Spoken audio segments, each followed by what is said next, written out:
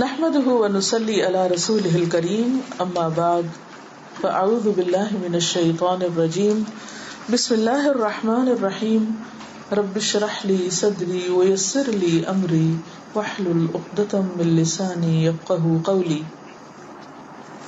حدیث نمبر 57 عن عبد الله قال قال رسول الله صلى الله عليه وسلم هلك المتنطعون قالها ثلاثا رواه مسلم.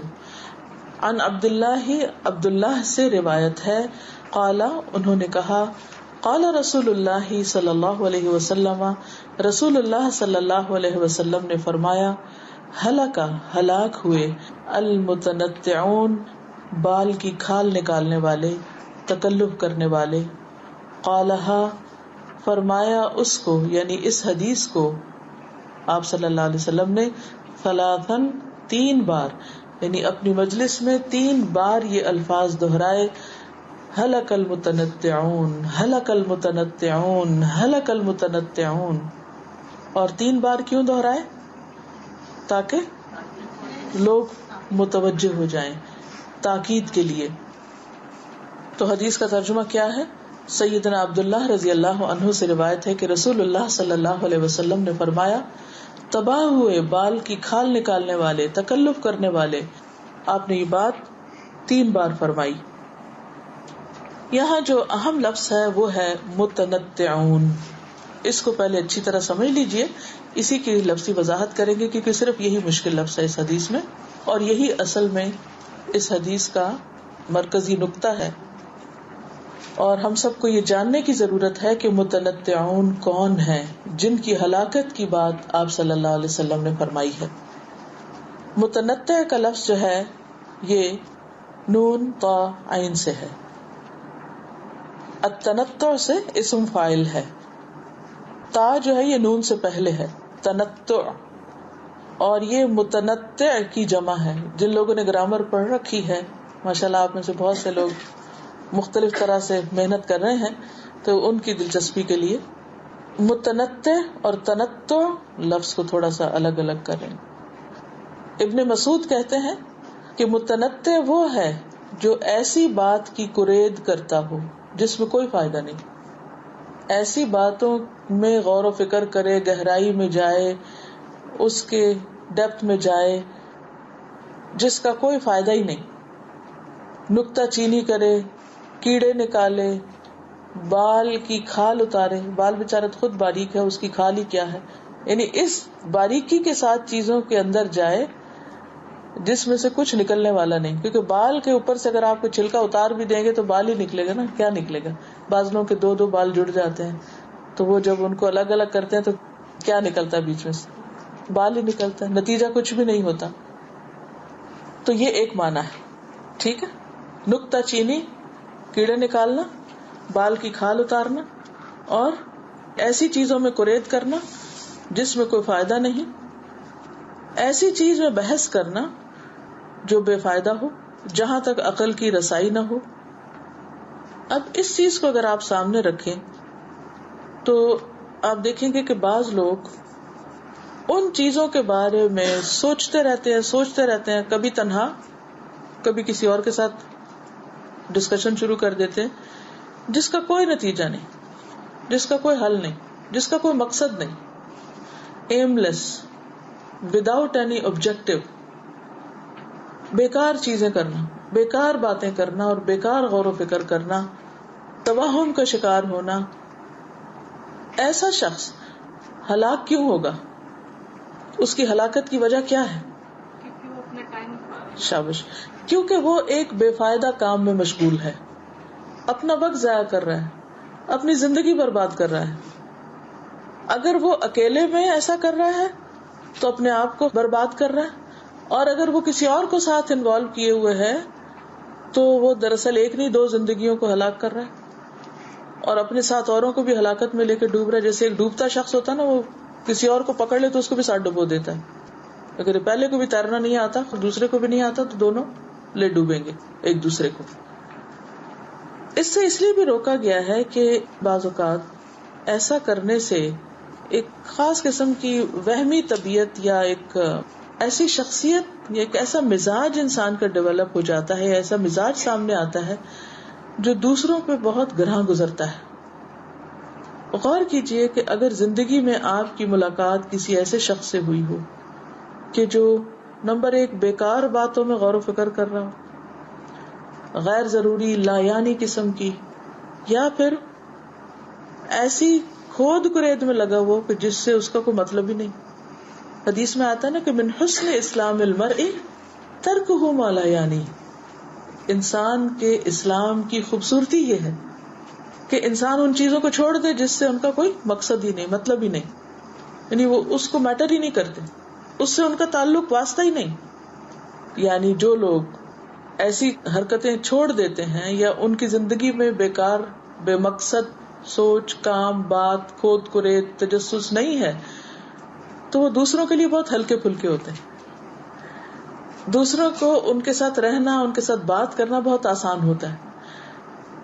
مثلاً کوئی شخص آپ سے ملاقات کرتا ہے اور وہ آپ کی ذات کے بارے میں ایسے سوال شروع کر دیتا ہے جس سے اس کا کوئی مطلب نہیں اور اس کو کوئی فائدہ بھی نہیں پہنچنے والا، تو اس سے ملاقات کرنے کے بعد آپ کی کیا کیفیت ہوتی ہے؟ دوبارہ آپ ملنا چاہیں گے؟ اور اگر ہم نے اس کو شے دے دی تو آئندہ اور بھی اس طرح کی حرکتیں کرے گا، اور پھر وہ اوروں کو بھی اسی طرح ستائے گا اور بے شمار لوگوں کا وقت ضائع کرے گا۔ اسی طرح بعض لوگ کسی دینی محفل میں آتے ہیں اور وہاں اگر سوال جواب کا موقع ہو تو سوال جواب کرتے ہیں، لیکن وہ سوال جواب کرتے جو ان سے متعلق نہیں ہوتے اور وہ کسی سے بھی متعلق نہیں ہوتے، تو کثرت سوال سے بھی منع کیا گیا ہے۔ قرآن مجید میں پڑھا نا آپ نے، تم اپنے رسول سے اس طرح مت پوچھو جس طرح موسیٰ علیہ السلام سے پوچھے گئے، یا یہ کہ تم سے پہلی قومیں کثرت سوال کی وجہ سے ہلاک ہوئی، وہ بھی یہی معنی آتا ہے کہ ہلاک المتنطعون، بیکار فضول قسم کی بحثوں میں پڑھ کے، لایانی قسم کی بحثوں میں مبتلا ہو کے اصل مقصد سے دور ہٹ گئے، اور اینڈ آف دا ڈے ان کے ہاتھ میں کچھ بھی نہیں تھا۔ اب اس کی ایک مثال بنی اسرائیل کے سوال ہیں کہ گائے ذبح کرنی ہے تو وہ کس قسم کی ہو، اس کا رنگ کیسا ہو، اس کی عمر کتنی ہو۔ بھئی جس کو گائے کہا جاتا ہے بس وہ گائے ذبح کر دو۔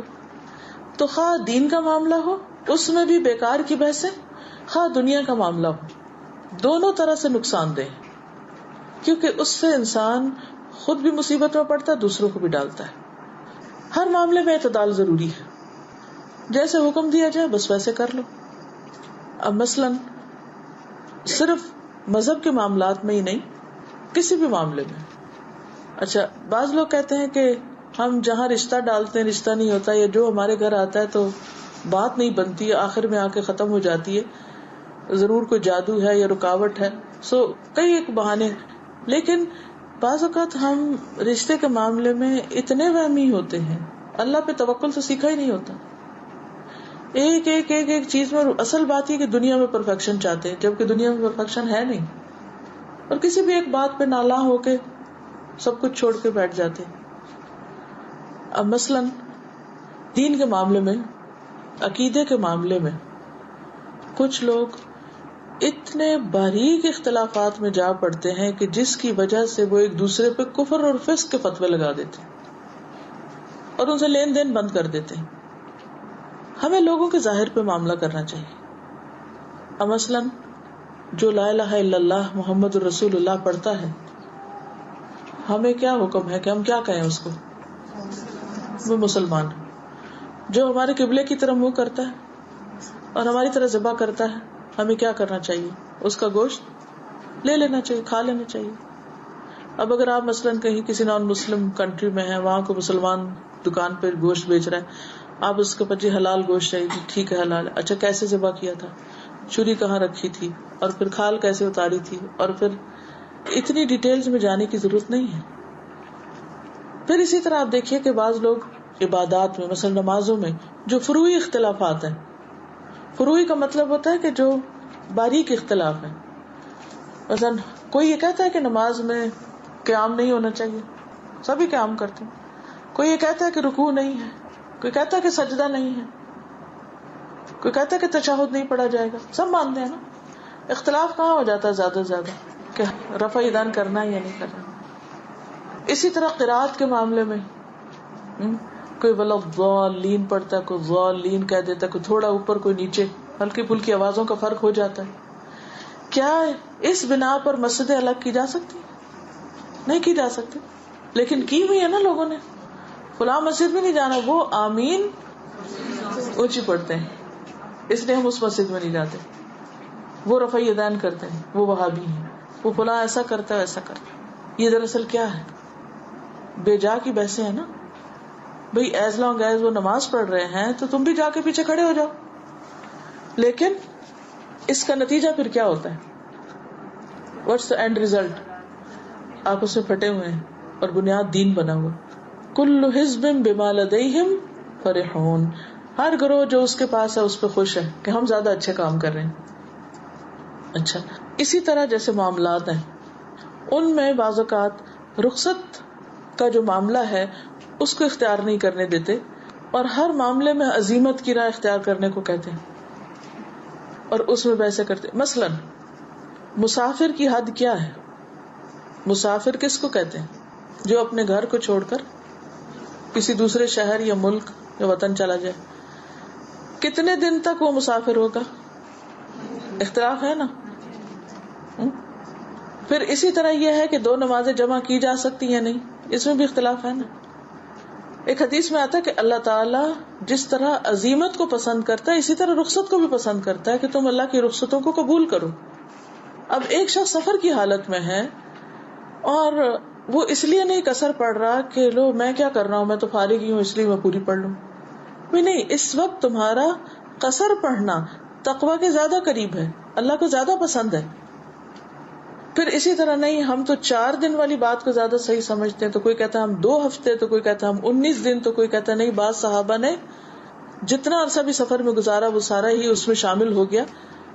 اب اس میں دین کی وسعت سامنے آتی ہے، نہ کہ بیکار کی بحثیں کر کے ایک دوسرے کو کاٹ کے اور ایک دوسرے کے دل جو ہے ان کو چھوٹا کر کے اور اپنے آپ کو زیادہ متقی پرہیزگار سمجھ کے اور دوسرے کو تقویٰ سے دور سمجھ کے کاٹ دیا جائے. تو اس سے نتیجہ کیا ہوگا؟ باقی معاملات میں بھی خرابی شروع ہو جائے گی. تو دین کو بنیاد نہ بناؤ، فروعی اختلافات کو اصل پہ مت لے جاؤ. دیکھو کہ اگر کوئی اصولوں کی پابندی کر رہا ہے، توحید پر ہے، نماز پڑھتا ہے، زکوٰۃ دیتا ہے، تو چھوٹی چھوٹی باتوں کی وجہ سے ایک دوسرے کو برا بھلا مت کہو. تو ہلک المتنطعون. ٹھیک ہے، اب اس کا نتیجہ کیا ہے کہ دینی اور دنیاوی امور میں انسان سختی کی روش پہ چل پڑتا ہے. جب وہ بہت باریکیوں میں جاتا ہے نا تو سختی کی روش پہ چل پڑتا ہے. تو اب کیا ہوتا ہے کہ جو شخص سختی کی روش پہ چلے گا اللہ اس کے ساتھ سختی کرے گا. دوسرا معنی متنطعون کا کیا ہے؟ ہلاک ہوئے تکلف کرنے والے. یس، تکلف کرنے والے، یعنی جو نیچرل وے میں بہیو نہیں کرتے. ٹھیک ہے، اب آپ کو سمجھ آئی کہ پچھلی حدیث سے اس کا لنک کیا ہے؟ صدق کیا ہے؟ سچائی کیا ہے؟ Be what you are. اور تنطع کیا ہے؟ کہ اب کچھ اور بن کے دکھانا. تکلفاً، باتوں میں تکلف، قرات میں تکلف، ہر چیز کے اندر ایک عجیب انوکھا پن پیدا کرنے کی کوشش کرنا. تو ہلک المتنطعون میں جہاں بیکار بحثیں اور باتیں آتی ہیں وہاں تکلف کرنا بھی آتا ہے معنی. اور اس میں نہایا میں آتا ہے کہ اس سے مراد وہ لوگ ہیں جو کلام میں غلو کرنے والے ہیں، ایکسٹریمسٹ، گلا پھاڑ پھاڑ کے بولنے والے ہیں. متنطعون کون ہے؟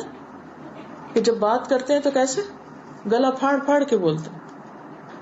اب ہر ایک کی ایک پچ اور ایک ٹون ہوتی ہے نا بات کرنے کی. مثلا عام روزمرہ زندگی میں تو آپ کسی طرح بات کریں، اور جب آپ سٹیج پر آئیں تو آپ ایک ایسے شور ہنگامہ برپا کر دیں کہ جیسے کچھ اور ہی نظر آئے. تو بھی نیچرل. جب آپ نیچرل ہوں گے تو اس سے آپ کی بات زیادہ آسانی سے سمجھ آئے گی. نبی صلی اللہ علیہ وسلم جب خطبہ دیتے تھے تو اس وقت سب کو پتا تھا یہ خطبہ ہے.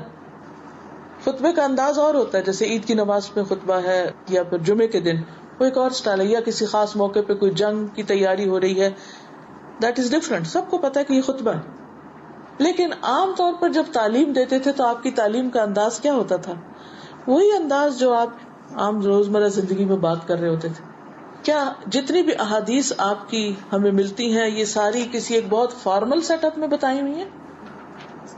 کہاں کہاں سنی ہے لوگوں نے؟ حدیث کس کو کہتے ہیں؟ بات کو. یہ آپ صلی اللہ علیہ وسلم کی باتیں ہیں اور بہت ہی نیچرل وے میں کی ہوئی باتیں. تو بی نیچرل. حلق المتنطعون. گلا پھاڑ کے بات کرنے سے کوئی زیادہ اچھی بات نہیں ہوتی. پھر ایک اور یہ ہے کہ فعل یا قول کے ہر تکلف کے لیے استعمال ہونے لگا، یعنی صرف قولی تکلف نہیں بلکہ فعلی بھی. پھر عقولی کہتے ہیں کہ اسی مذمت میں وہ کلام بھی شامل ہے جس میں اس کے لفظوں پر اکتفا کرنا مقصود ہو اور معنی لفظوں کے تابع نہ آتا ہو، یعنی صرف لفاظی ہو، معنی اور مفہوم اور میننگ اور اس کی روح جو ہے وہ بھول جائے انسان. سارا فوکس کس پہ ہو؟ پر تکلف گفتگو کیا ہوتی ہے؟ کوئی مثال دیجیے نا. ایگزیکٹلی. بہت فینسی ورڈز اور ایسی باتیں لچھے دار کہ وہ کسی کو سمجھ ہی نہیں آیا کہ یہ بات کیا ہوئی. اس سے بھی وقت ضائع ہوتا ہے نا. جی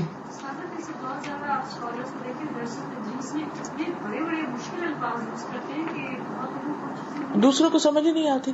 اب وہ اس کا لیول کیا، اس کا کیا ہے، مقصد نہیں پورا ہوا نا. تو ہمارا دین ہمیں یہ نہیں چاہتا کہ ہم کوئی ایسا فضول کام کریں کہ جس کے بعد ہاتھ میں کچھ بھی نہ آئے.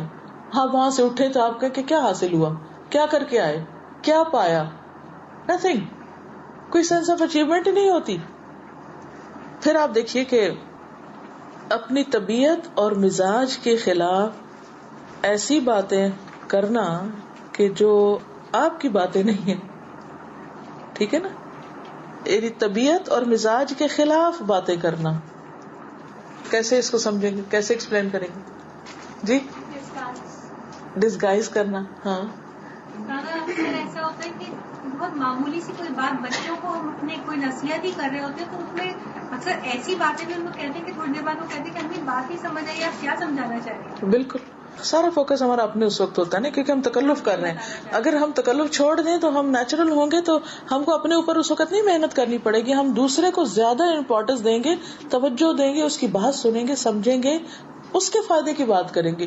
جب تکلف میں ہم پڑھتے ہیں نا تو ہمارا فوکس شفٹ ہو جاتا ہے. کس پہ ہو جاتا ہے؟ سارا اپنی ذات پہ ہو جاتا ہے اور دوسرے کو بھول جاتے ہیں. سیوطی نے صحیح مسلم کی شرح میں لکھا ہے کہ یہ وہ ہیں جو تکلف اور غلوب کرنے والے ہیں اور اپنے اقوال اور افعال میں حدود پھلانگنے والے ہیں، حدوں سے باہر نکلنے والے، ایکسٹریم تشدد اور حد سے بڑھنے والے. بغوی کہتے ہیں متنطع وہ شخص ہے جو کلام یعنی باتوں میں تکلف کرنے والا ہے، حلق کی گہرائی سے بولنے والا ہے. حلق کی گہرائی سے بولنے والا کیا مطلب؟ یعنی عام طور پہ بات کریں تو آپ ایک طرح بولیں، لیکن جب آپ تصنع اور بناوٹ میں آئے تو آپ عین اور خا اور ہا بالکل ان نیچرل ہو جائے. بھائی آپ کو کیا ہو گیا؟ اچھا وہ کتنا چبھتا ہے وہ سٹائل. پھر نہیں، یا تو اگر اتنا ہی آپ نے گہرائی سے بولنا ہر وقت بولا کرے، پھر اس کو اپنے سٹائل کا حصہ بنا لیں. کیونکہ ہوتا کیا عام طور پہ ہم غلط سلط بولے چلے جاتے ہیں، اور جب ہم نے کہیں بن کے دکھانا ہوتا ہے تو وہاں ہم گھوٹ گھوٹ کے بولنے لگتے ہیں اور گلے کے حلق کے اندر سے بولنے لگتے ہیں. اس سے کیا ہوتا ہے ہم ان نیچرل ہو جاتے ہیں اور وہ ہماری ایک ڈبل پرسنالٹی بن جاتی. ٹھیک ہے. اس میں یہ بھی شامل ہوتا ہے کہ جیسے موسٹ آف دا ٹائم ہم دیکھتے ہیں آج کل تو کافی کامن ہے، جیسے کوئی بھی گیٹ ٹوگیدر میں بیٹھے ہوئے ہیں، کوئی ڈسکشن ہو رہا ہے تو ہمیں اگر وہ ٹاپک پہ معلوم بھی نہیں ہوتا ہے، ہم ایسا بتاتے ہیں کہ وی نو سو مچ اباؤٹ اٹ کہ we are experts in it. Exactly. بہت اچھی بات آپ نے کی. ڈالنا چاہتے ہیں دوسروں کے سامنے کہ ویری گڈ. دیکھیں یہ بالکل انہوں نے صحیح بات کی کہ عام طور پر ہمیں کسی خاص معاملے میں پتہ نہیں ہوتا، معلومات نہیں ہوتی، لیکن جب ہم کسی گیدرنگ میں ہوتے ہیں، کسی محفل میں ہوتے ہیں تو وہاں ہم اپنا امپریشن ڈالنے کے لیے ہم اس طرح کی باتیں شروع کر دیتے ہیں، یہ ایسے بہیو کرنے لگتے ہیں کہ دوسرے یہ سمجھے کہ جیسے وی نو ایوری تھنگ اور ہم سب سے اچھے ہیں یہاں. تو یہ بھی اب آپ اپنے اس سے بن کے دکھا رہے ہیں، تکلف کر رہے ہیں. تو یہ بھی جھوٹ ہی کی ایک قسم نہیں ہو جاتی؟ آپ ہے ہی نہیں ہے، آپ امپریشن کچھ اور کریٹ کر رہے ہیں. اگر آپ کو ایک بات نہیں پتا تو بجائے اس کے کہ غلط بات کریں، آپ آرام سے کہہ سکتے ہیں اصل میں اس کو جانتی نہیں، مجھے پتا نہیں. کتنا سکھ ہے اس میں، کتنا سکھ ہے. اب وہ دوسرا ناراض بھی ہوگا آپ سے، لو میرے سوال کا جواب نہیں دیا اس نے، تو کیا ہوا؟ مجھے پتہ ہی نہیں ہے. ہم جھوٹ بول کے گناہ کمائیں اور تمہیں گمراہ کر کے خوش کریں، دس از انفیئر. اس میں ہمارا فزیکل اپیرنس بھی آئے گا، اس سے physical appearance, good question. Physical appearance میں نیچرل ہونا از فائن. اتفاق کی بات ہے، آج صبح ہی بالکل آنے سے چند سیکنڈ پہلے میں کچھ دیکھ رہی تھی تو میرا بیٹا کہتے کہ میں آپ کو دکھاتا ہوں کہ کتنی فیک ہے یہ ورلڈ، کتنی ان ریئلسٹک اور فیک ہے. کہنے لگے کہ یہ دیکھیں، میں نے یہ ویڈیو اس وقت دیکھی تھی جب 4-5 ہزار ویو تھے اور اب ملینز ہو گئے کہ لوگ اس کو اتنا کثرت سے دیکھ رہے ہیں. اس میں بل بورڈ کیسے بناتے ہیں، جو بڑی بڑی خواتین کی تصویریں آتی ہیں اتنی حسین و جمیل، وہ بنتی کیسے ہیں؟ یعنی سارا کمپیوٹر کا کمال ہے کہ اس میں ایسے پروگرامز ہیں کہ جو اس کے شکل کو کچھ سے کچھ بنا دیتے. شیطان نے کہا تھا نا کہ میں ان کو حکم دوں گا پھر یہ اللہ کی خلق کو بدل دیں گے. اسے باقاعدہ کمپیوٹر میں وہ دکھاتے کہ کس طرح یہ جگہ اوپر اٹھا رہے ہیں، بالوں کو کس طرح بنا رہے ہیں، اور کس طرح شکل کے جو داغ دبے اور وہ سب کس طرح مٹائے جا رہے ہیں. اور شکل کچھ تھی اور کچھ سے کچھ بنا دی، ٹوٹلی ڈفرنٹ. اور پھر اس کے نیچے کسی نے کامنٹ لکھا ہوا تھا کہ کس طرح ہم نے بیوٹی کا کانسیپٹ ڈسٹارٹ کر دیا ہے. اب جب لوگ اس ان ریئلسٹک سپرفیشل فیک بیوٹی کے پیچھے جاتے ہیں تو وہ تو دنیا میں ہے ہی نہیں پھر اس طرح کی. آپ کو عام خواتین کے اندر تو وہ ملے گا ہی نہیں. وہ تو پھر جب آپ کو ملے گا ہی نہیں تو آپ کی سیٹسفیکشن کہاں ہوگی؟ خصوصاً مردوں کے لیے تسلی نہیں ہوگی اپنی بیوی کے اندر. یا دنیا میں آپ رشتہ بھی تلاش کرنے جا رہے ہیں، آپ وہ تلاش کر رہے ہیں جو ہے ہی کوئی نہیں.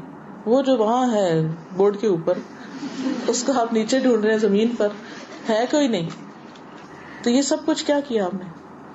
تکلف، تصنع، ان نیچرل. اور صرف ان نیچرل نہیں، تو ایک کرائم ہے میرے نزدیک کہ آپ نے اللہ کی خلق کو اس حد تک بدل دیا. اسی طرح آپ دیکھیے کہ جب لوگ شادی کے موقع پر ٹھیک ہے سجنا بننا، خوبصورتی اختیار کرنا اور اس میں ایک اچھا پن پیدا کرنا، اس میں کوئی حرج نہیں. ان اللہ جمیل یحب الجمال. لیکن جہاں آپ کا دل بتائے کہ میری شکل تبدیل ہونے لگی ہے، دس از ٹوٹلی ان نیچرل، کہ آپ وہ ہیں ہی نہیں. بالوں میں بال جوڑنا منع ہے نا، لعنت کی گئی ایسی عورت پر جو بالوں کے ساتھ بال جوڑے. یا اسی طرح کچھ اور چیزیں بھی اس میں شامل ہو جاتی. تو وہ سب وہ ہے جس میں انسان کا اصل حال حلیہ بالکل تبدیل ہو جاتا ہے.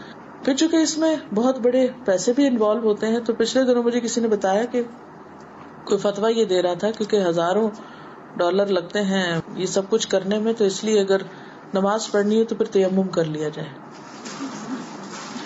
کیونکہ ظاہر ہے دھوئیں گے، وضو کریں گے.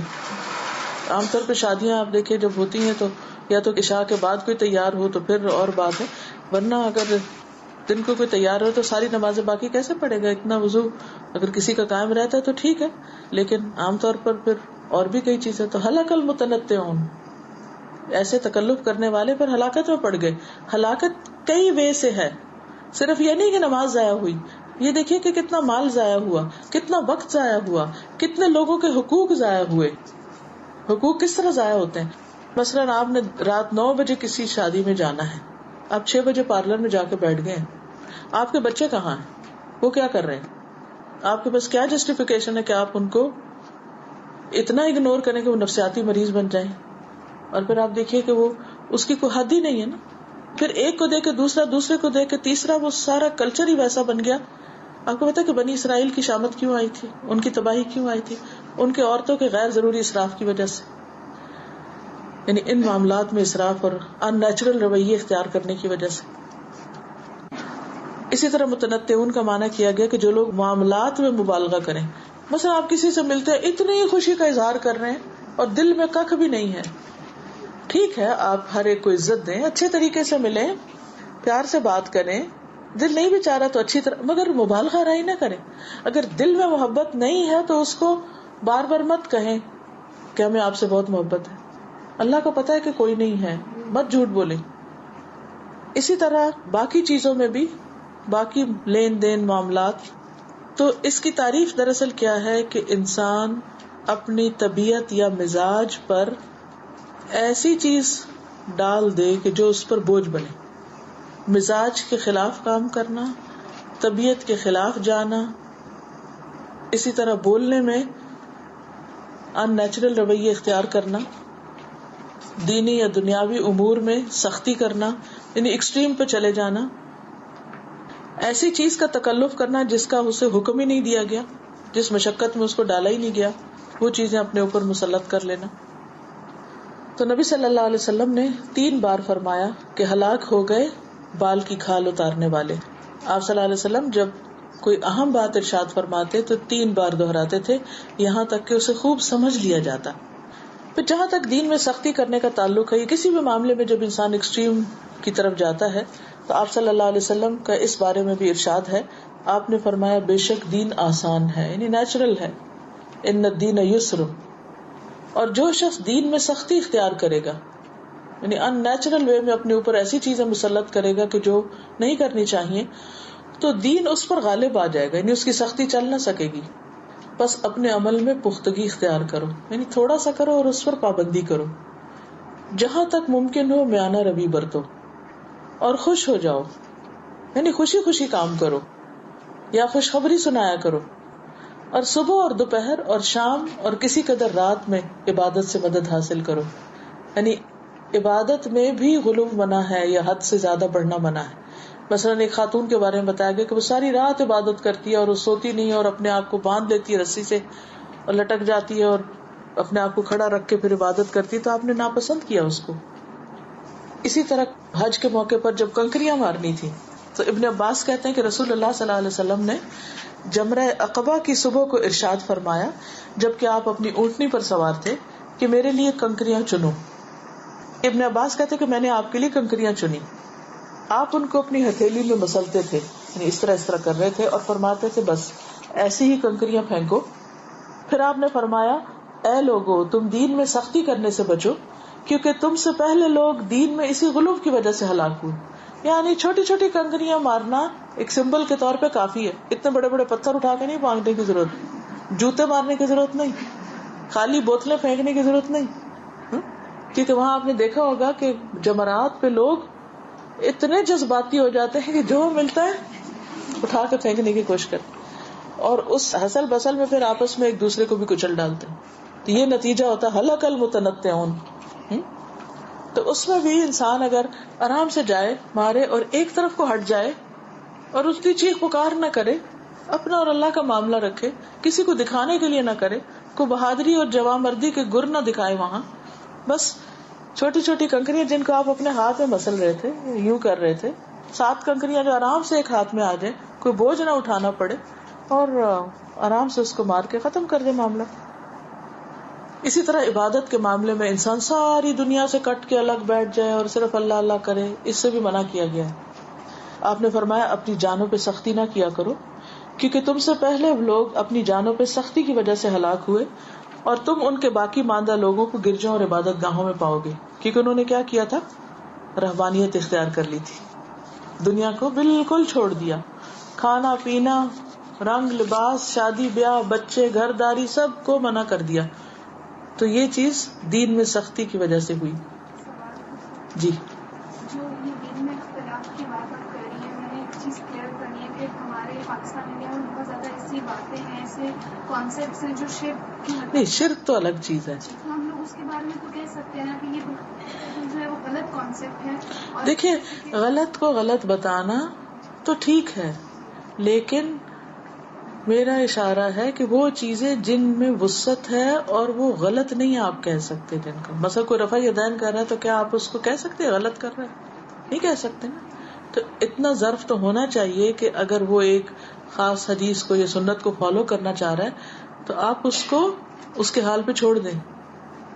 لیکن آپ کو معلوم ہے کہ لوگ صرف اتنی بات پہ اتنے بڑے بڑے فیصلے کر لیتے ہیں کہ ہم نے تو شادی نہیں کرنی اس خاندان میں، ان کا فلانا ایسے نماز پڑھ رہا تھا. یعنی حد درجے کی حدوں میں سے نپار ہو جاتے ہیں. لیکن اگر کوئی قبر کو سجدہ کر رہا ہے تو وہ تو ظاہر صریحاً شرک ہے. اس کو تو آپ انتہا پسندی نہیں کہیں گے، بلکہ وہ انتہا پسندی کر رہا ہے کہ اللہ کو چھوڑ کے غیر اللہ کے آگے جھک رہا ہے. ٹھیک ہے. لیکن ایک اور بات یہ کہ جو ایسے غلط بھی کر رہے ہیں تو ان سے کٹ آف ہو کے نہیں بیٹھ جائیں. آپ ان سے ملیں گے، ان کو بتائیں گے، سمجھائیں گے، وہ دیکھیں گے آپ ان کے خیر خواہ ہیں تو وہ بھی سمجھ جائیں گے. لیکن اگر پہلے ہی حلے میں آپ نے کہا ہمارا تو تمہارا کھانا پینا رشتہ داری سب ختم، کہاں سے اصلاح کا موقع رہے گا؟ نبی صلی اللہ علیہ وسلم 13 سال خانہ کعبہ میں جاتے تھے جبکہ اس کے اندر کیا رکھا ہوا تھا؟ بت رکھے ہوئے تھے. ان کو آپ نے توڑنا تھا، گرانا تھا، لیکن ابھی وقت نہیں تھا. ہر چیز کا ایک وقت ہوتا ہے. تو ترتیب کے ساتھ چلیے، آسانی کے ساتھ لوگوں سے معاملہ کیجیے. نبی صلی اللہ علیہ وسلم نے فرمایا احب الدین الی اللہ الحنیفیۃ السمحہ، اللہ کے نزدیک سب سے زیادہ پسندیدہ دین وہ ہے جو سب سے یکسو ہو کر ایک اللہ کے لیے ہو اور آسان ہو. یعنی ہر کام اللہ کے لیے ہو. اچھا، جب آپ دیکھیں کہ ہر کام اللہ کے لیے ہونے لگتا ہے نا تو انسان ریلیکس بہت ہو جاتا ہے، ساری ٹینشن ہی اتر جاتی ہے، آپ بے فکر ہو کے بیٹھے ہوتے ہیں. ورنہ آپ ہے یہ کیا کہے گا، ہے وہ کیا کہے گا، ہے وہ کیا کر، آپ مصیبت میں پڑے رہتے ہیں. جب آپ یہ چھوڑ دیتے ہیں نا کہ لوگ کیا کہیں گے اور صرف ایک فکر لگ جاتی کہ بس اللہ کو راضی کرنا ہے، ہاں بالکل پرسکون نیند سوتے ہیں. لا خوف علیہم ولا ہم یحزنون. جیسے کہ ہم میٹ سے بات کر رہے ہیں اور وہ ہم لوگ کی لینگویج نہیں سمجھتے، اس کو سمجھانے کے لیے نہیں، یہ تو کوئی حرج نہیں، یہ تکلف نہیں ہے، یہ آپ اس کے لیول پہ آ رہے ہیں دراصل. ٹھیک ہے. مثلاً میڈ ایسی زبان میں بات کرتی ہے کہ جو عام طور پہ آپ اس میں نہیں کرتے. اب آپ اس کی زبان بولنے کی کوشش کر رہے ہیں مشکل سے، تو ایک طرح کا تکلف ہی ہو گیا یہ. لیکن یہ کیوں کر رہے ہیں آپ کچھ بن کے دکھا رہے ہیں یا آپ اس کو سمجھانے کی کوشش کر رہے ہیں؟ وہ اس کے لیے آسانی پیدا کرنے کی کوشش کریں. تو یہ حکم ہے کہ آسانی پیدا کرو، تو اس میں کوئی حرج نہیں ہے. ٹھیک ہے، یہ کوئی برائی کی بات نہیں ہے. جی.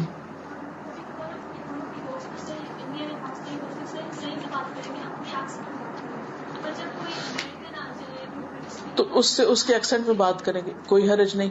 کیوں؟ نبی صلی اللہ علیہ وسلم کی سنت سے یہ بات ہمیں پتہ چلتی ہے کہ آپ کے پاس جب ڈفرینٹ قبائل کے لوگ آتے تھے تو آپ ان کے ایکسنٹ میں ان کو سمجھاتے تھے. بعض اوقات جیسے ایک یمن کا شاید قبیلہ آیا جو اپنی، جیسے ہمارے یہاں ہوتا ہے بے کی بولی، فے کی بولی اور اس طرح ہے نا، تو ان کے بھی لام کی جگہ شاید وہ میم بولتے تھے یا بے بولتے تھے. امن البر کو امنم بر کر کے بولتے تھے. تو بہرحال میں اس لہجے کو نہیں دہرا سکتی، مجھے یاد نہیں پوری طرح، صرف پہلا لفظ یاد ہے، امن البر کو امنم بری. اب کیا آپ صلی اللہ علیہ وسلم تکلف کر رہے تھے؟ نہیں. اور کیا آپ نے ہر وقت یہ بولنا شروع کر دیا؟ نہیں. آپ کیا کرتے تھے کہ ان کو سمجھانے کے لیے. اب مثلاً یہاں متنطعون میں گلا پھاڑ کے بولنے والا بھی شامل ہے. اب اگر ایک شخص جو سنتا ہی بہت کم ہے، آپ زور سے بول کے اسے سنا رہے ہیں، تو کیا آپ متنطعون میں شامل ہو جائیں گے؟ نہیں.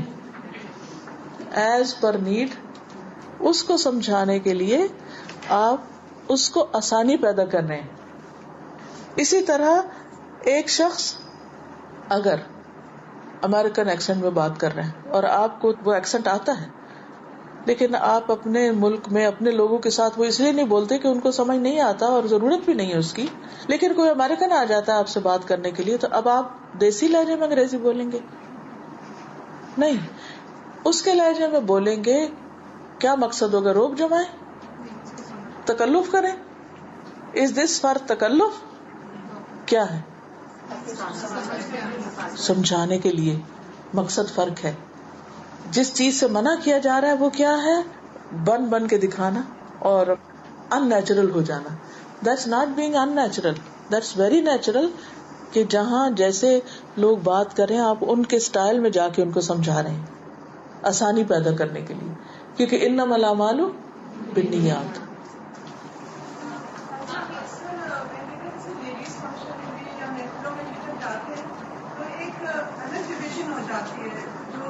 دیندار لوگ ہیں وہ تھوڑے سے الگ بیٹھے ہوتے ہیں، اور جو سارے نارمل ہیں جن کو علم نہیں حاصل ہوا سمجھو مجھے ایسا لگتا ہے کہ دیندار والے اس سے کھلتے ملتے نہیں ہیں یا ایک ڈسٹینس رکھتے ہیں. اصل میں ہر ایک اپنے کمفرٹ زون میں چلا جاتا ہے کہ جہاں وہ سیکیور ہوتا ہے نا. لیکن ہمیں دعوی پرپز کے لیے کوشش کرنی چاہیے کہ آپ کسی بھی شادی میں جائیں یا کسی بھی مجلس میں جائیں, کسی دعوت میں جائیں تو صرف اپنے دوستوں کو مت سلام کریں, دوسروں کو خود جا کے سلام کریں, ان سے ملیں. صرف یہ نہ سوچے کہ اچھا میں تو ان کو جانتی نہیں, یہ کون ہے, تو بھی کیسے جانیں گے جب تک آپ جا کے بات چیت نہیں کریں گے. تو یہ بھی ایک کبر کی پھر ایک قسم ہو جاتی ہے کہ نہیں دوسرا میرے پاس ہے.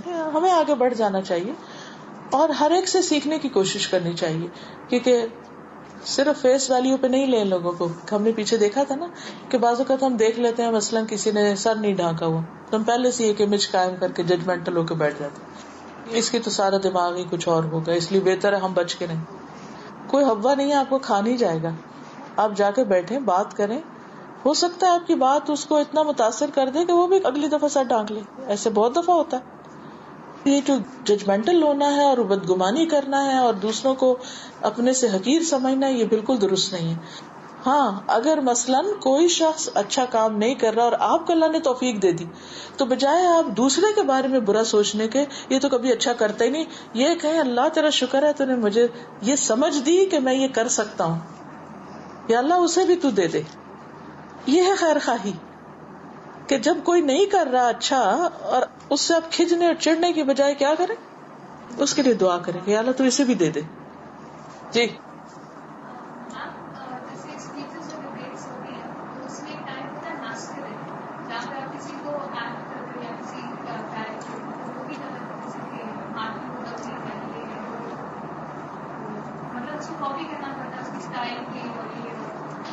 اس طرح کی کئی قسم کی ایکٹیویٹیز ہوتی ہیں. پھر دیکھا یہ جائے گا کہ اصل یہ کیوں کروایا جا رہا ہے, یعنی کہ مقصد کیا ہے. جیسے کسی بھی چیز کو ڈراماٹائز کیا جاتا ہے یا وقتی طور پر ایک اسکٹ کر کے آپ بچوں کو دکھاتے ہیں, سمجھاتے ہیں, یا بڑوں کو بھی, تو جب عملی شکل میں کوئی چیز کر کے کوئی دکھا دیتا ہے تو وہ اس کیریکٹر کے ذریعے بات جلدی سمجھ آ جاتی.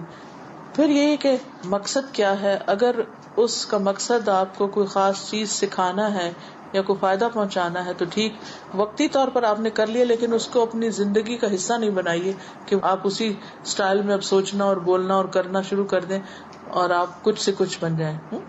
جی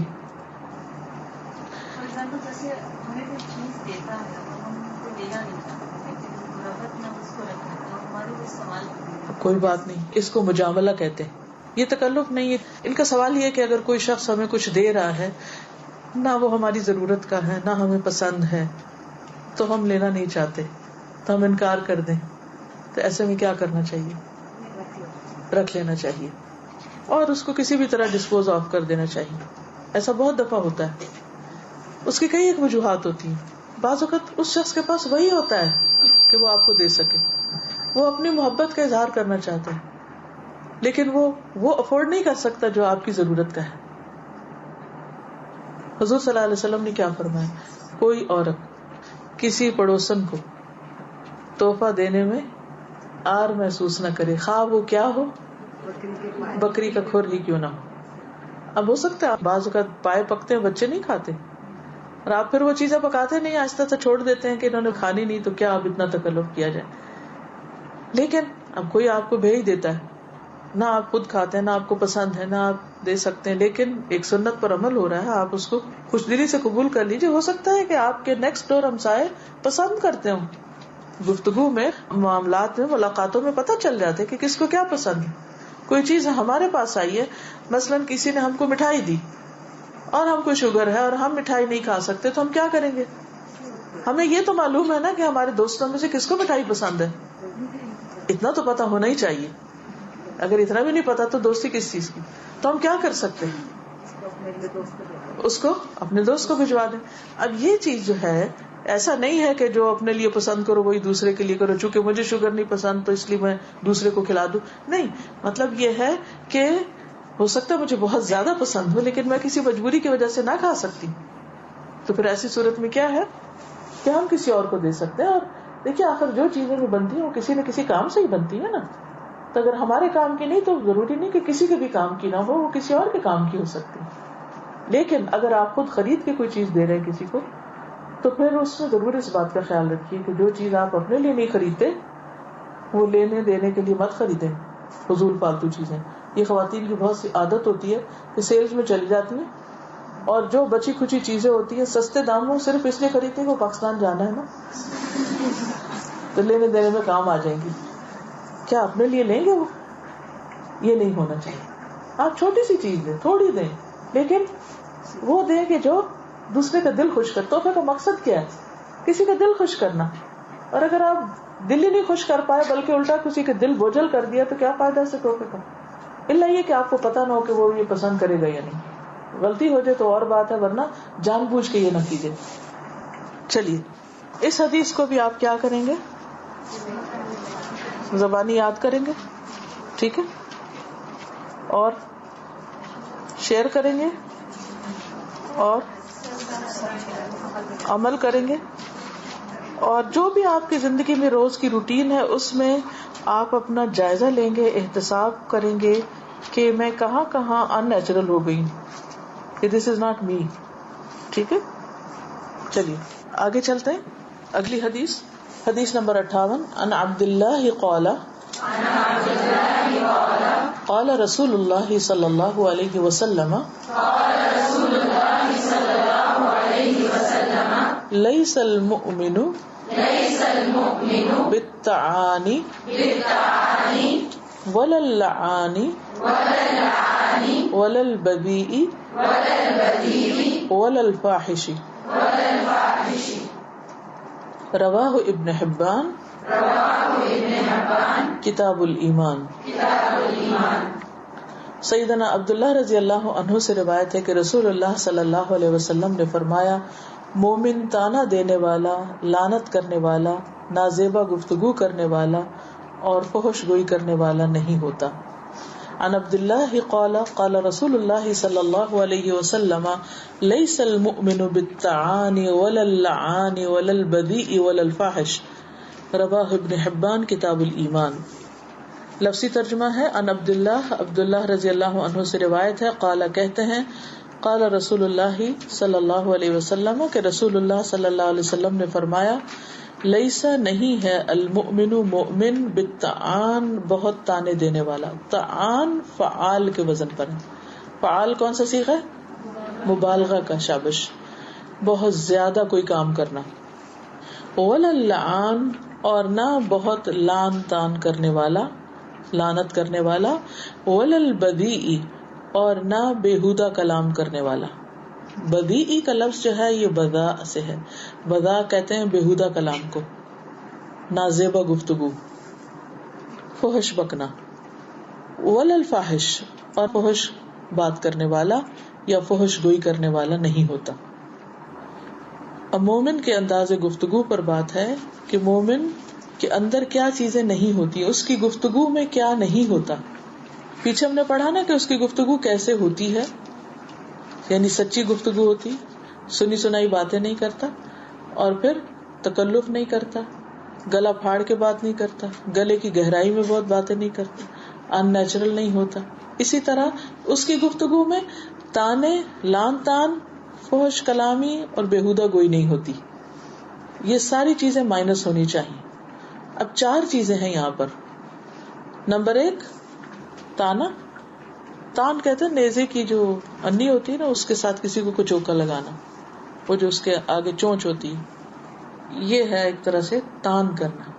یعنی ایسی بات کرنا کہ جس سے وہ دوسرے کو چبھ جائے. ہوتا ہے کبھی آپ کے ساتھ ایسا کہ کوئی آپ کو ایسی بات کرتا ہے کہ وہ آپ کو یوں لگتا ہے جسے کسی نے تیر مارا ہو آپ کے دل پہ, اور اندر جا کے لگ کہ آپ روئے بغیر نہیں رہتے.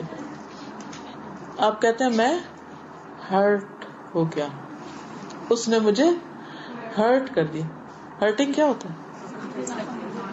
زخمی کر دیا نا, اس نے مجھے زخمی کر دیا. تو طعان ایسا شخص کہ جو اپنی باتوں سے دوسرے کو زخمی کر دے, اس کا دل توڑ دے. عموماً کس چیز پر تانے دیے جاتے ہیں؟ کس چیز پر تانے دیے جاتے ہیں عموماً؟ بتائیے نا, سوچئے. بتانے کو تو میں لسٹ بتا دوں گی آپ کو, پھر اس کا فائدہ نہیں ہوگا. آپ سوچئے تاکہ ہم وہ نہ کر سکیں. جی آپ خامیوں پہ کسی کی خامیوں پہ، مثلاً کسی کے حسب نسب پہ.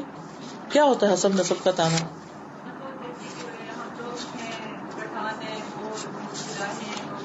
جی مثلاً کچھ ذاتوں کو کیٹیگرائز کر دیا گیا کہ وہ ہیں ہی خراب، اور ان ذاتوں کے ساتھ بعض اوقات کچھ مذاق، کچھ لطیفے، کچھ ایسی چیزیں وابستہ کر دی جاتی ہیں کہ ان کو پھر ایک مذاق کا نشانہ بنا لیا جاتا ہے.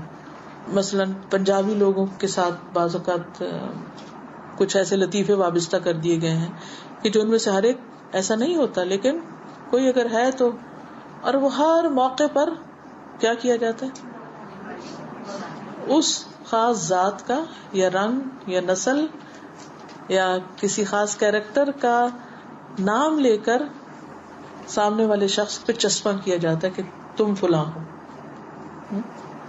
اور اس سے کیا ہوتا ہے کہ دوسرا شخص، بلکہ باقاعدہ آواز دے کے ایسے بلاتے ہیں، جیسے میں کہا نا کہ جلاحا یا فلاں، جیسے کمی کمین ہو، فلاں ہو، اسی طرح گالیاں دے کے. جی آپ فزیکل ویکنیسز پہ بالکل لکھ لیجئے، ذات، رنگ، نسل، شکل صورت، کام، پیشہ. ایون پیشے پہ بھی تانے دیتے ہیں.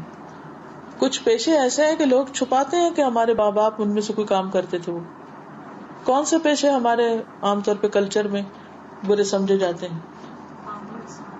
مثلا معذرت کے ساتھ، میرے نزدیک اس میں کوئی برائی نہیں ہے، لیکن نائی، موچی، درزی، یعنی جتنے بھی مہارت اور اسکلفل پرسنز ہیں ان کو برا بھلا کہا جاتا ہے، یعنی اس کا تانا دیا جاتا ہے. حالانکہ اگر یہ لوگ کام کرنے والے نہ ہوں، کہاں سے کپڑے پہنیں گے اور کہاں سے حجامت بنوائیں گے اور کہاں سے آپ جوتے کھنڈوائیں گے؟ نسل اور ذات. اب اگر کسی کا رنگ کالا ہے تو اس اعتبار سے، کسی کا ناک موٹا ہے یا قد چھوٹا ہے. آپ کو معلوم ہے کہ ایک موقع پر ایک زوجہ محترمہ نے دوسرے کے بارے میں یہ کہہ دیا تھا کہ اس کا قد چھوٹا ہے، وہ ٹھنگنی ہے. تو آپ صلی اللہ علیہ وسلم نے کیا فرمایا تھا کہ تم نے ایسی بات کہی ہے کہ اگر اس کو سمندر میں بھی ملا دیا جائے تو وہ اس کو بھی کڑوا کر دے. تو اب اگر کسی کے سامنے کوئی ایسے کہتا ہے تو یہ تانا ہوتا ہے. اسی طرح اگر کوئی بچی شادی کے بعد جہیز کم لائی یا نہیں لائی، پھر کیا کیا جاتا ہے اس کے ساتھ؟ اگر وہ کوئی گلاس میں پانی پی رہی ہے تو اس پہ غصہ برسنے لگتا ہے اور کہا جاتا ہے کہ تم پیچھے سے کیا لائی تھی، یہ تمہارے ماں باپ نے دیا تھا. یہ تانے ہوتے ہیں. بالکل. بعض اوقات بایولوجیکلی کچھ ویکنیسز ہوتی ہیں، کوئی چل نہیں پاتا، کوئی دیکھ نہیں پاتا، کوئی، تو اس بنا پر کسی کو اندھا کہنا، کسی کو لولا لنگڑا کہنا، کسی کو، اب وہ لوگ بالکل تانے سن سن کے بعض اوقات اتنے پیچھے ہو جاتے ہیں کہ کچھ کرنے کے قابل نہیں رہتے. تو یہ انسان کے غیر مہذب ہونے کی بھی علامت ہے، اور یہ ایمان کے منافی ہے. یہ یاد رکھیے، یہاں حدیث میں جو لفظ آ رہا ہے لیس المؤمن، مومن ایسا نہیں ہوتا کہ جو تانے دے کسی کو. کئی دفعہ ہم کیا آج کل اوبیسٹی کا بہت مسئلہ ہے نا، تو ہم اپنے ہی بچوں کو کی طرح زیادہ ویٹ والے ہوتے ہیں. تو کیونکہ میں بھی کئی دفعہ یہ چیز فیس کرتی ہوں، تو مجھے ایک دفعہ میری بیٹی نے کہا تھا، ماما آپ تو کہہ کے چلی جاتی ہے نا مذاق میں یا مجھے بتانے کے لیے، کئی دفعہ وہ اندر مجھے چپ جاتی ہے بات. یس، بہت صحیح بات کی. بالکل بالکل. یہ کہتے ہیں کہ بعض اوقات بچے آج کل جنک فوڈ کھا لیتے ہیں یا کچھ بیماریاں ایسی ہیں کہ جن کی وجہ سے اوبیس ہو جاتے ہیں، موٹاپا آ جاتا ہے، تو خود ماں باپ بھی ان کو جینے نہیں دیتے اور ہر وقت ان کو کچھ کھا رہے ہو تو ہاتھ سے چھین رہے تھے. تم اب ہر وقت مٹھائی کھاتے رہو گے، یہ نہ کرو وہ نہ کرو، تمہارا کیا بنے گا، تمہیں کوئی قبول نہیں کرے گا، تمہاری شادی نہیں ہونی، وغیرہ وغیرہ. اور کبھی دین کے معاملے میں یہ جو تم نے سر پہ چڑھا لیا نا، اب دیکھنا تمہارے ساتھ کیا ہوتا ہے. یعنی کہ دینی شعار کا مذاق اڑانا. تو ان سب چیزوں کے تانے جو ہیں، کسی کے دین، عبادت، چال ڈھال، فزیکل ویکنیس، کسی کا بھی مذاق اڑانا یا اس کی عیب جوئی کرنا سامنے یا پیچھے دونوں طرح منع ہے.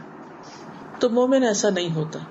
بچے اپنے آپ کو اتنے اسمارٹ سمجھتے ہیں، اتنے انٹیلیجنٹ سمجھتے ہیں ہاں کہ بڑے لوگوں کی عمر کے بھی ان کے منہ پہ ایسی بات کر دیتے تھے اور ان کا پیرنٹس ویری گڈ، بہت اچھی بات کی انہوں نے.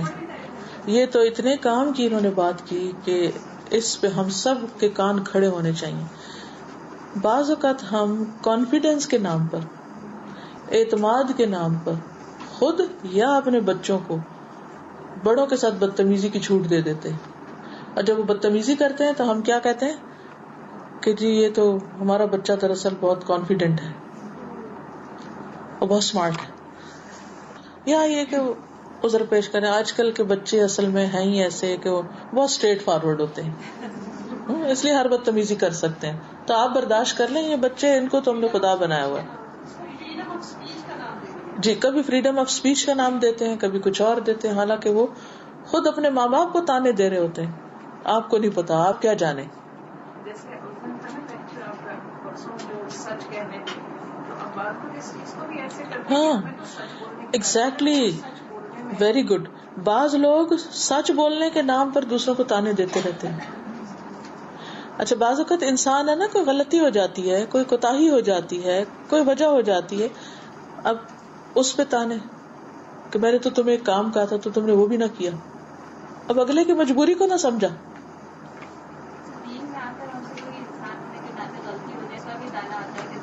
ایک تانا جس کا ہم سب کو نشانہ بننا پڑتا ہے کہ اچھا دین پڑھ رہے ہو تم، اچھا دین پڑھا رہے ہو اور تمہیں یہ بھی نہیں آتا اور تم یہ بھی نہیں کرتے. تو یہ ساری چیزیں جو ہیں، یعنی یہ ہم مائنس اگر کر دیں تو اس کے بغیر بھی ہم دوسرے کو سمجھا سکتے ہیں. اس کو کہنے کا ایک اور طریقہ بھی ہے کہ بھئی ہم سب دین پڑھ رہے ہیں، اس لیے ہمیں اور زیادہ خیال رکھنا چاہیے ان چیزوں کا.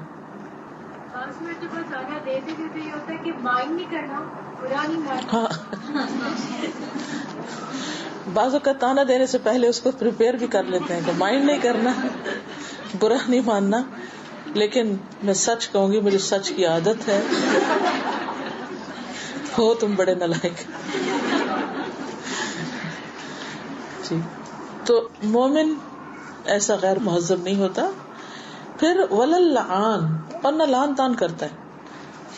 لعنت کیا ہوتا ہے؟ کسی کو اللہ کی رحمت سے دور قرار دینا، بد دعائیں دینا.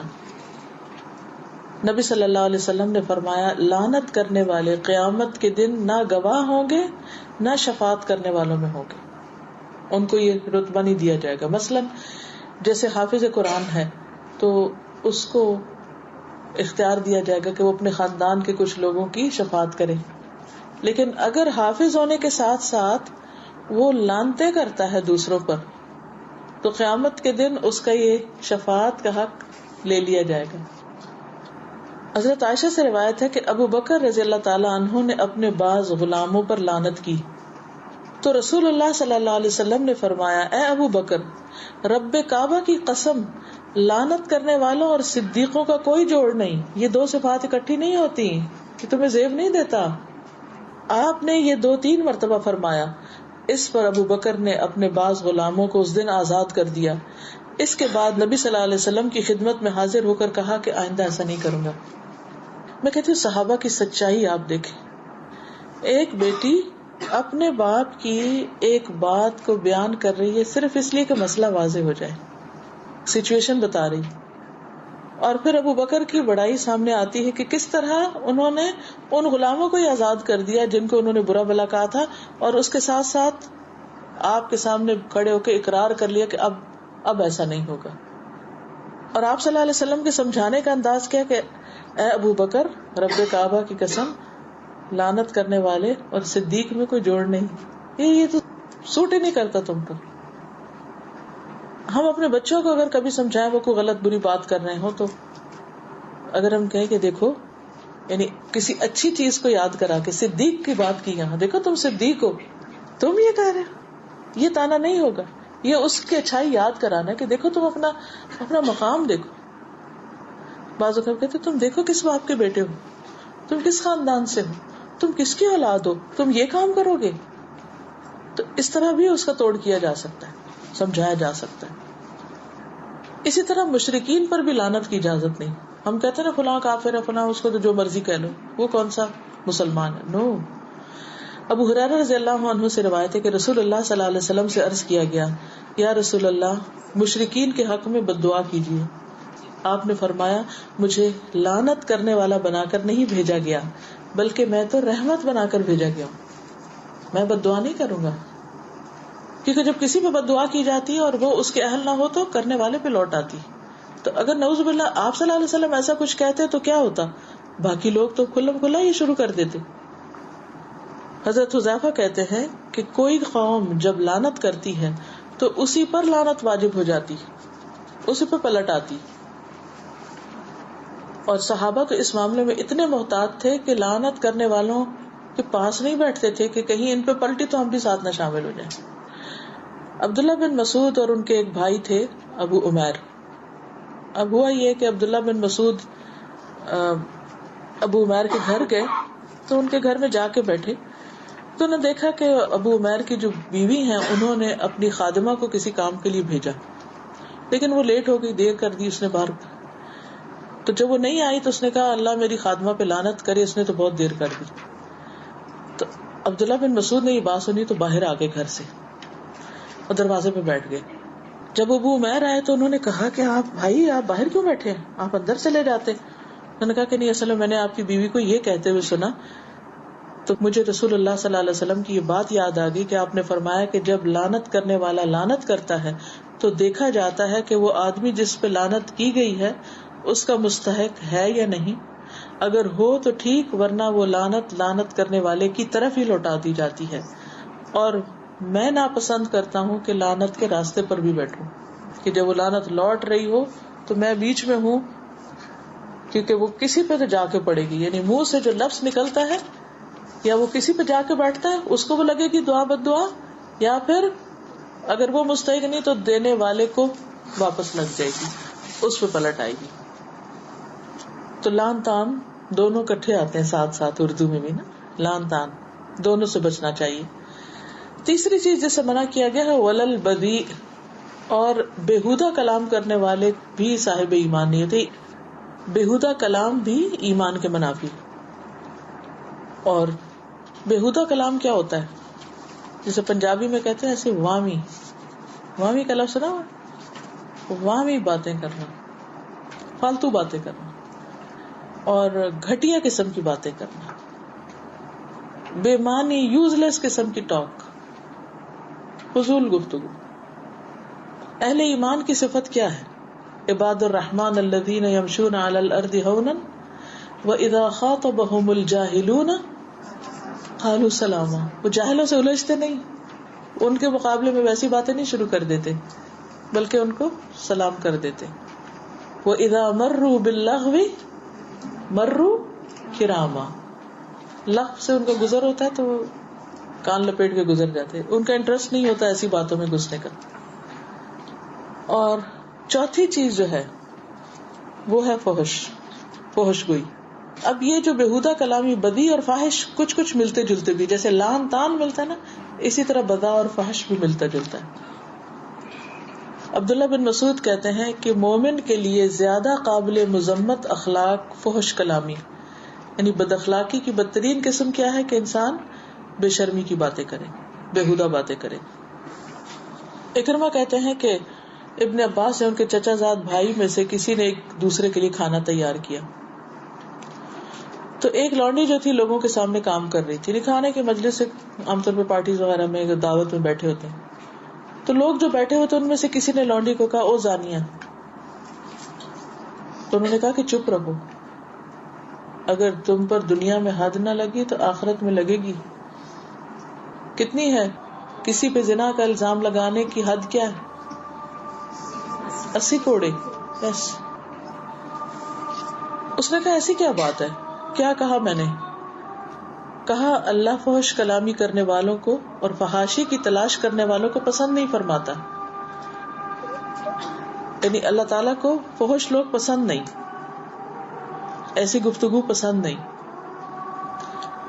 پھر نبی صلی اللہ علیہ وسلم نے یہ جو فرمایا کہ قیامت کے دن سب سے بھاری میزان میں کیا چیز ہوگی, اچھا اخلاق. اور اس کے ساتھ بھی یہ فرمایا کہ بے شک اللہ تعالیٰ فحش گو اور بے حیا کو پسند نہیں کرتا, کہ جو ایسی باتیں جن کو برسر مجلس نہیں کرنا چاہیے ان کو ہر ایک کے سامنے یہ کہہ کے کر دے کہ مجھے نہیں شرم آتی, میں نہیں ڈرتا کسی سے.